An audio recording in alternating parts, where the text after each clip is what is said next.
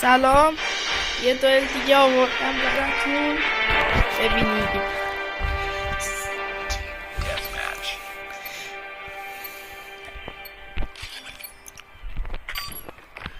آقا دوئل اصلا این رفیقمه میزنمش خیلی فشار میشه. آقا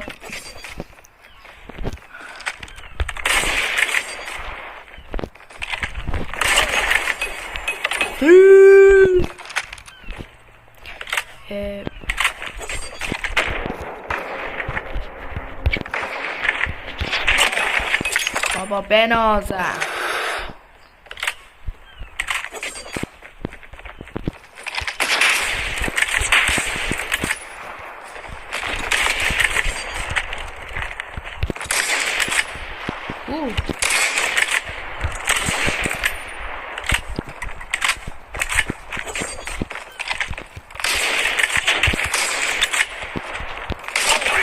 بابا بنازم. UAV recon is standing by.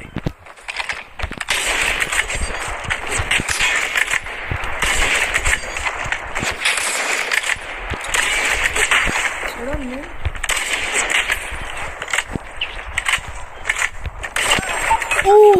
دیدین؟ چه چیزی زدم.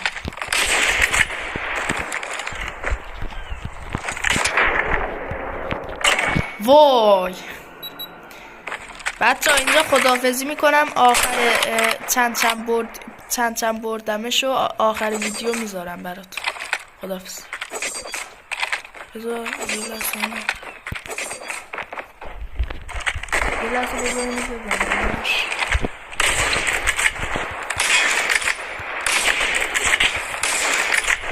اینجا هستش.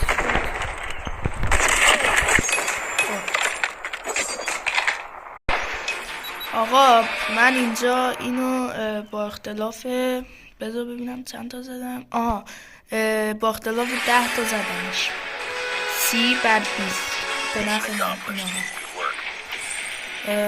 اگه میخوای نفر بعدی تو باشی یا بریم دوئل، آیدی بده تو کامنت ها. حتما آیدی تو بده بریم دوئل.